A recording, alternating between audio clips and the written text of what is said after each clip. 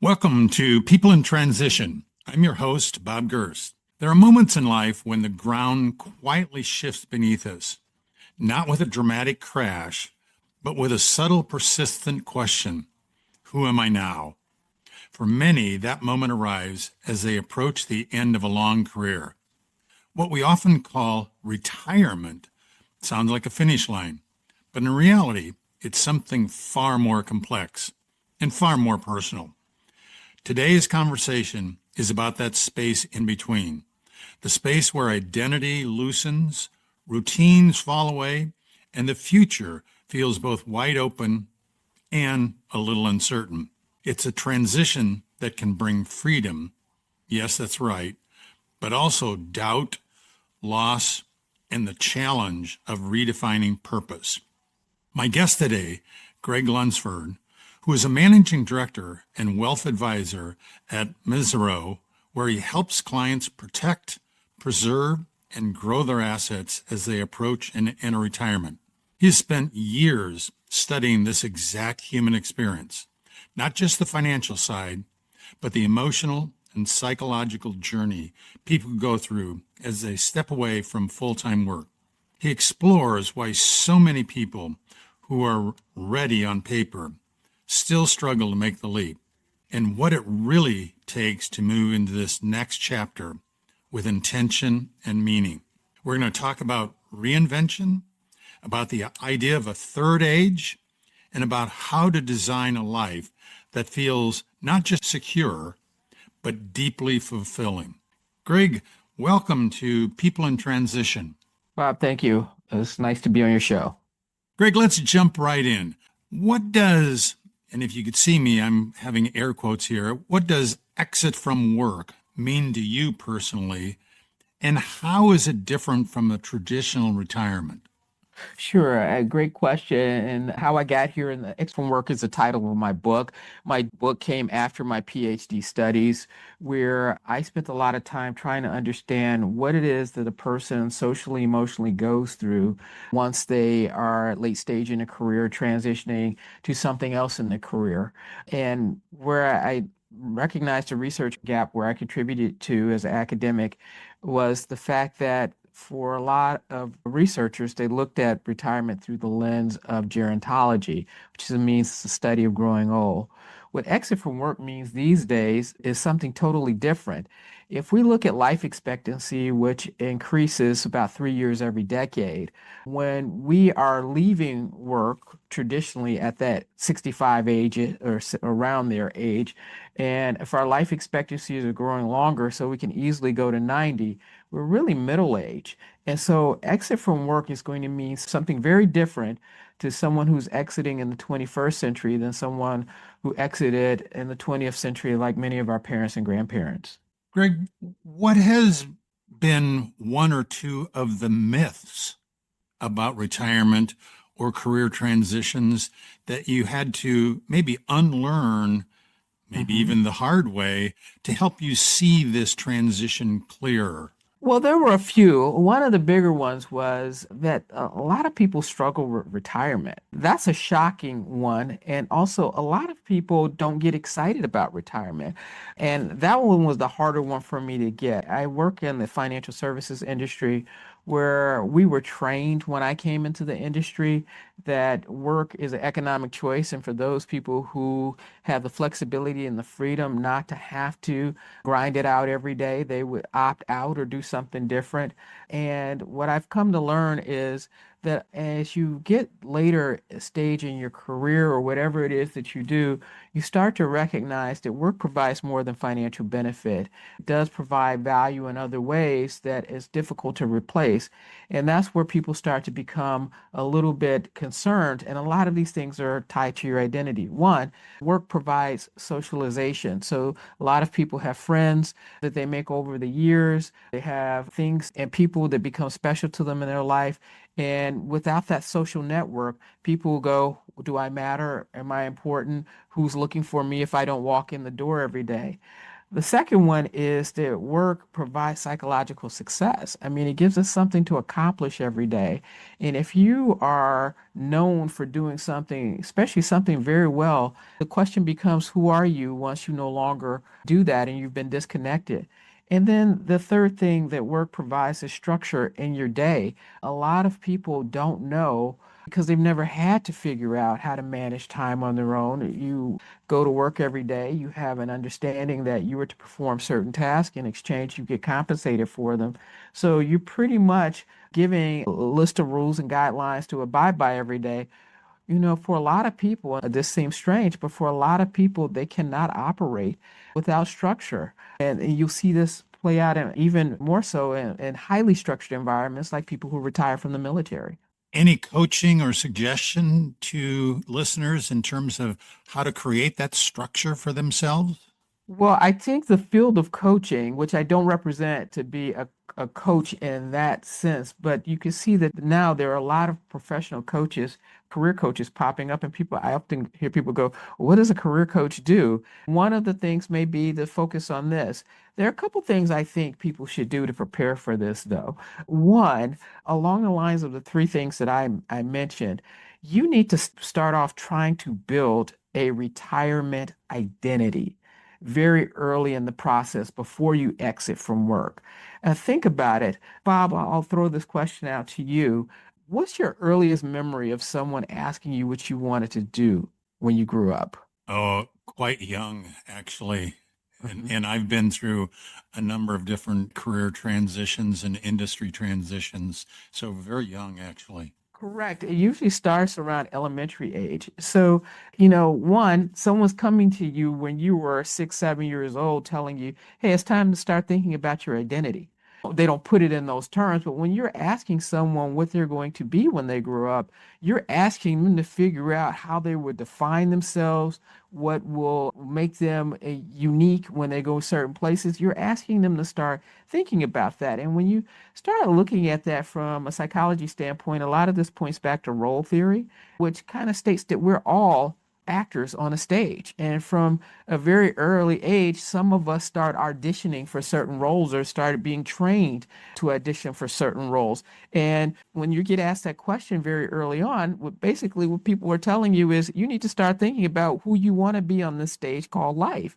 And what do you want to be in your community? And what skills are necessary. And so my point that I'm getting to is I think where a lot of people get shocked and caught flat-footed in this retirement transition, and one of the tips that I give is you need to start working on that retirement identity. Whether you know it or not, you're working on your identity with the help of a parent or a guidance counselor once you get to high school, or a mentor once you enter your workforce, or whatever it may be. You're working on your work identity and developing who you will become with a great deal of intention for a very long time. And then all of a sudden, you get to the end of whatever that career span is, and you're trying to transition to the next thing, and there's no preparation. And the reason you have all of these things, such as loss of identity, which often triggers some form of regret or depression or cognitive or physical decline for about 30 to 40% of people who don't prepare for this and go into full retirement. The reason you get that is you don't recognize how long it takes to prepare psychologically as well as physically and otherwise to make a transition. You mentioned role theory. Mhm. Have you noticed in any of your research, is this transition different somehow for males and females or among other groups? I still think there's some work that can be done in the space of gender studies, but what we notice is that men tend to have a harder time than women do for a couple reasons. And it goes back to the roles, the traditional role as a man as a provider and as a female is more of a nurturer. Men tend to lock into this identity and hold it for a longer period of time, and it becomes more of a single identity. It goes back to that whole hunter-gatherer thing at the beginning of time, where men are mainly focused on production. And so their identity becomes very strongly associated with what they're producing. Whereas women who I think exit out of this psychologically better than men.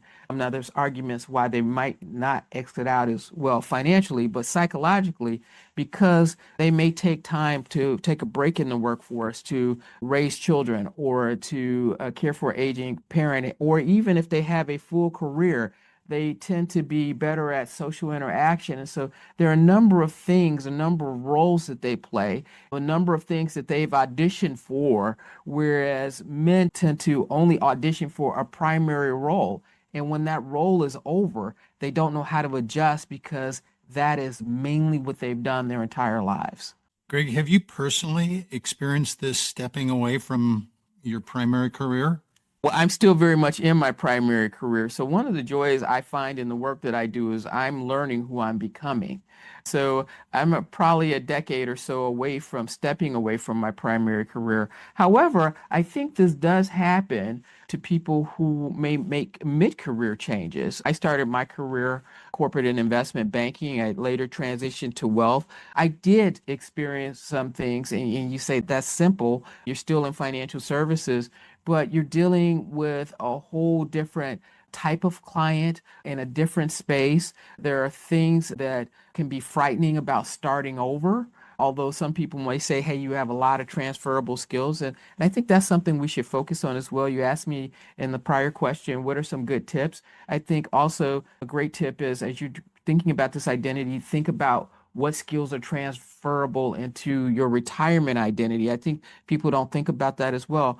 But I can see how this can be frightening in a number of ways, as well as uncomfortable in a number of ways. And if you're forced into the situation, it can become something that can make you resentful. And so I think it's something we have to think about and prepare for, even when no one's approaching us, because they're not going to do it the way they did when you were elementary age. We have to make sure that we're asking ourselves the question. So, when in your studies you looked at people making that transition into your next chapter, Mhm. are people moving away from something, do you think, or are they moving towards something? Very good question. It varies with the person. Most people are moving away from something because they feel as though they're being dictated to and they have to do it. And I think that's the thing that's most frustrating. A lot of people think because they hit a certain milestone, let's say it's age 65, only because that's where the age was set for the Social Security system, they have to do this. And a lot of people you'll talk to and they'll say, well, I'm retiring. And you go, why are you retiring? And they go, well, isn't that what you're supposed to do at this stage? Not necessarily. If you happen to enjoy work and you're good at something and your identity is tied to it and you have the ability to continue that, there's no reason you should have to exit. And I admit, ageism is real. But if you are in a situation where you still have something to contribute, right, and you are in an environment, the issue is not you, it may be the environment. And this is where I think people should focus on what their transferable skills are. Maybe there's not a role for you in a larger company that is focusing, but there may be someone who is trying to start up that can benefit from your wisdom, or you become an entrepreneur yourself, or you become a consultant. I know many happy people that are consultants because not only do you keep your identity, but you're able to trade off your work-life balance. And so I don't want to work 40 hours a week. 20 would do just fine. And I get to hold on to the identity, add value, walk away with a little compensation if that's important to you as well. But there are different ways to do this. You know, when I retired, the thing that struck me most was prior to retirement, people would fight to get onto my calendar. After I retired, my calendar was blank. And it really took a while for me to figure out that I now had to manage that calendar and fill it back in. Any suggestions, thoughts in terms of how someone might make that work for them better? Yeah, so I think when you are at this point where you are like, maybe 5 years or so from making this transition, I think you need to try it, test some things out. Retirement seems to be a problem because for most people, it is a binary choice. Either you're in or you're out. And it doesn't have to be, and this is where we can learn from other societies. Like in Japanese culture, they have what is called decompression in the workforce, where, they allow people to gradually, just like they climbed up the ladder, they allow people to reduce their responsibility and their work hours as they exit out. So when they leave, they're prepared for that next thing. For many of us, is either you work 40, 60 hours or you don't. And I have seen some of the happiest people that I work with professionally or that I've interviewed through my research are people who have negotiated decompression for themselves, where they have figured out a way to say to their employer, and I think the way you have to start the conversation is saying, this is why you win. Not, I just need 2 days off a week, but this is where I could be of value to you. You win by allowing me to do this because maybe you're trying to reduce your cost, or maybe there's some other motive, or in doing this, I am of value to you in another way. But what I find is when people try to figure out what the course is and how they unwind this identity that they've worked on so hard for so long in a way that it transitions to something positive that takes them forward is the best thing. So one of the great examples I have is there was someone I interviewed that had a relationship with their company. Now he was very comfortable because he knew very senior people in his organization, but he basically went to his C-suite and said, "Look, I would like to go down to 3 days a week. I'm willing to take a lower salary, be paid on a pro rata basis, as well as groom my successor to take over my direct reports. In exchange, there are several organizations that you all support through the company's foundation. I would like to work there 1 day a week." And so the win for you is you get all of this positive press because you've given the not-for-profit a full-time employee with a lot of experience that they don't have to pay for. It allows me to understand whether or not that I want to go into a life of service after I finish a life of work, as well as I get to keep my responsibilities in the organization. So if I should decide that exiting out is not the right thing for me, I still maintain a role and maybe we work out a consultancy of some sort. But it gave the individual an opportunity to figure out before they made the decision what was right for them versus being forced into a situation where you leave work and then you realize it's not right for you. And the scariest part about the exit is it's irreversible. So you had all this coaching helping you develop your identity. You walk out the door. It's not like someone's going to give you your seniority back. If you say in 6 months, I didn't like it, you're stuck. And so I think being intentional and figuring out how to unwind and what you're going to, which most people don't, 1 to 5 years prior, is definitely a helpful step. What role does purpose and not just money play in the decision to make a career or a life change? Oh, I think it plays a much larger role than we give it credit for. Purpose is your reason for being. And so I think that's like you were making the point that there used to be a lot of people who were trying to get on your calendar, and now you find yourself no one wants to be on your calendar. When people are trying to get on your calendar, and this is the hard thing about work, a lot of people going, my calendar's overwhelming. I can't wait to quit work. I don't think that people dislike the work. They just want work on different terms. And so if you could have gotten your calendar to be freer by 60% or 40% or whatever it is, then it may have been a little bit more comfortable for you. And you'd have said, this isn't that bad at all. And so I think because the work itself gave you purpose. It was just you were getting to a point in life maybe where you're being overwhelmed by how much you had to commit to it. And so being in a position where you could reshape it and redefine it, I think is what a lot of people are looking for. And then there's some people who just, I'm ready to be done and I'm ready to retire to a life of leisure, and there's nothing wrong with that.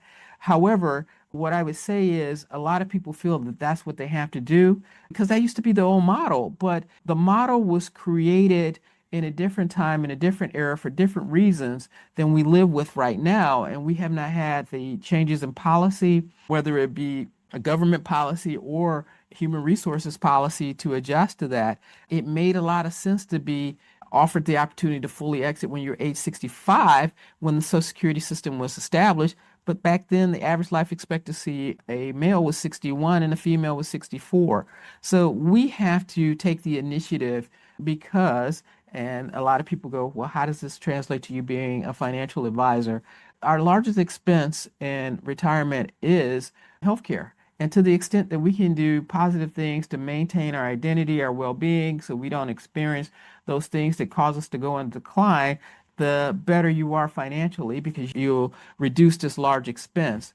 And so I just think that you have to retire to something to round out your question. Greg, you talked about earlier, one of the things that surprised you in your research is that people don't just get excited about the notion of retirement.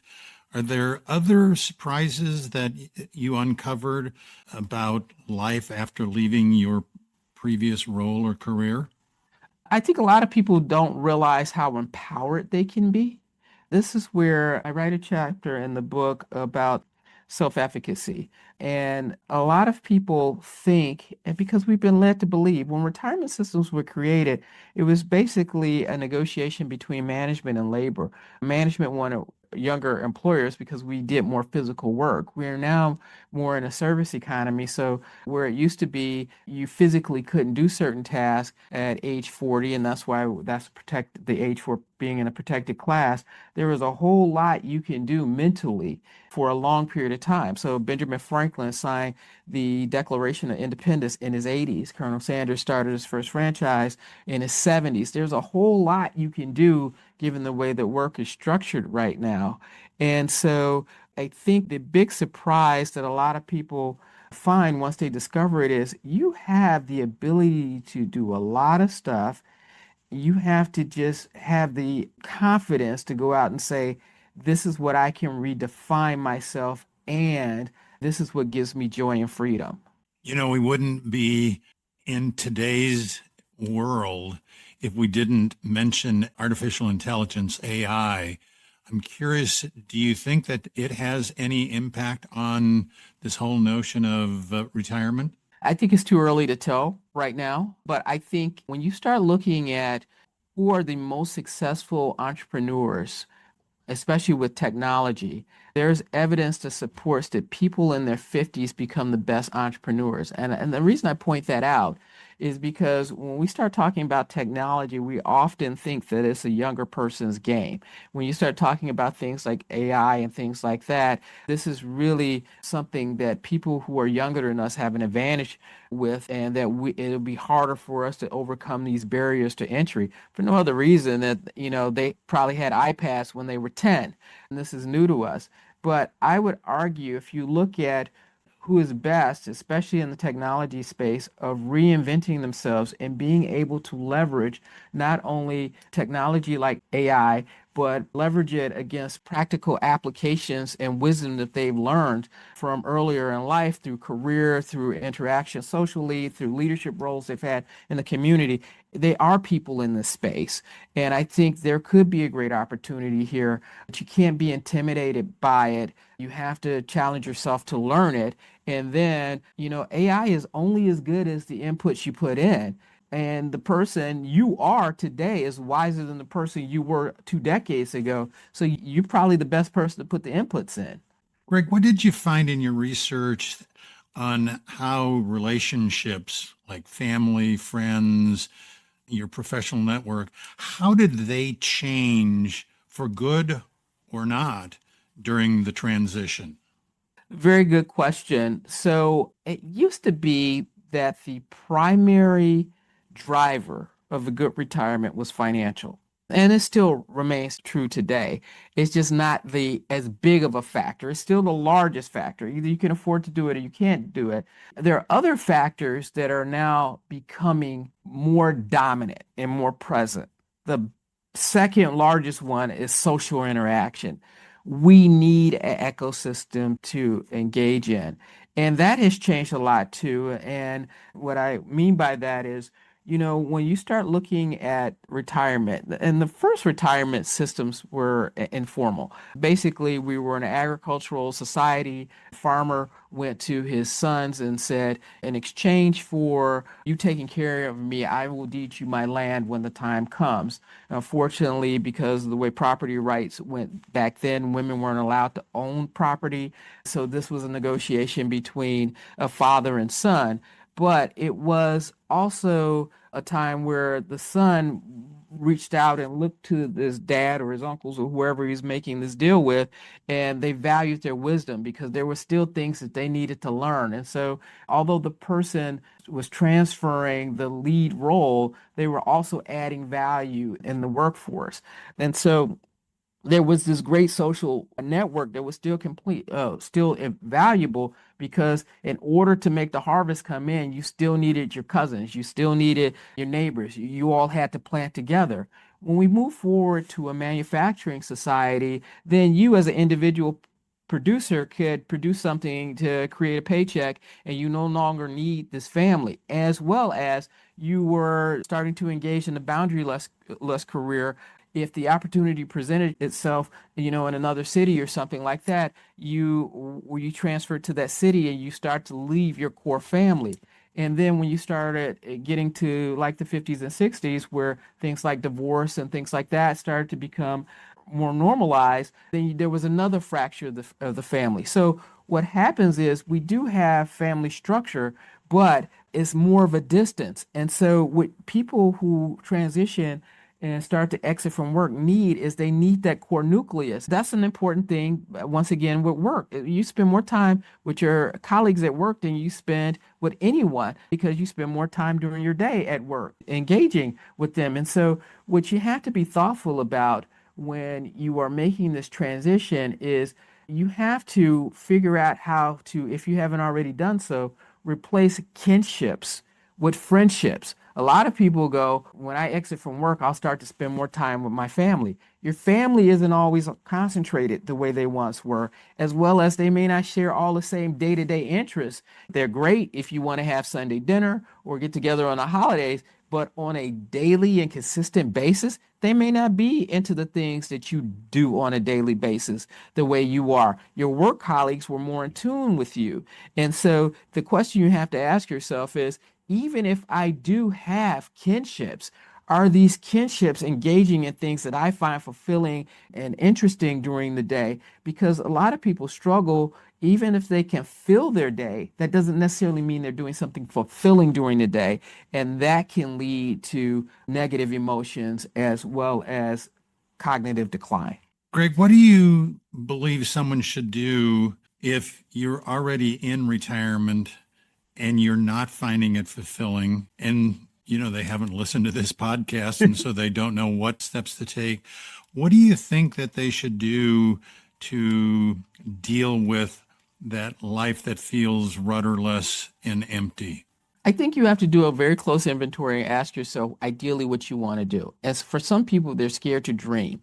We didn't get into a conversation about third age, but when I started to look at retirement, one of the things that came out in the literature was the fact that there is now this new thing. And before you would go from youth to middle age to old age, and the retirement transition was an acknowledgement that you were tired. The base word of retirement is tired, and so you were transitioning to old age. Now that we live longer, there is this acknowledgement that we are transitioning from youth to middle age, and from middle age we go into this undefined space now called the third age, where you're not young or old, and you have all this ability and possibility. It's up to you to figure out how you shape it, and then you go into old age. And so for a lot of people, they need to figure out what their retirement identity is. If you have a partner, it's very important that the vision that you create is also a shared vision. But you need to sit down just like somebody was sitting you down when you were elementary age, asking you to think about this and be intentional. And then your counselor was asking you to go and do all these things. You need to figure out before you transition what to do. And if you've already transitioned, this is where you need to start to explore and come up with your likes and dislikes and it's never too late to reset. Fabulous movie I enjoy a great deal. Anne Hathaway and Robert De Niro in The Intern, where this is a story about a man in his late 60s or 70s. His wife deceases and he has nothing to do, so he goes back to work as an intern. And there are companies out there that do have returnship programs. That might be something that's interesting to you, but you're doing it on your terms. And I think there are a lot of small companies. I think back to, entrepreneurs that I know that have smaller companies and they're like, I really need this function, but I don't need it 100% of the time. These are great ways to bridge that gap. Greg, we've gone through so much great information today. If our listeners remember one thing about how to effectively be ready and transition well into that retirement stage, what's that one thing you want them to remember? I want them to understand this is a very exciting time. Your third age should be the best part of your life. The reason being is you're wiser than you've ever been. You probably have more resources than you've ever had, and there are more possibilities for you. And you get a 20-year bonus. We're living longer and you've satisfied your obligations to other people. You're no longer raising a family. I know some people get put in a situation where they have to care for aging loved ones, but hopefully you have some support there. So you get to do whatever you want to do, however you want to do it. This is the first time where you were wise enough to operate with a blank canvas and structure who it is you want to be.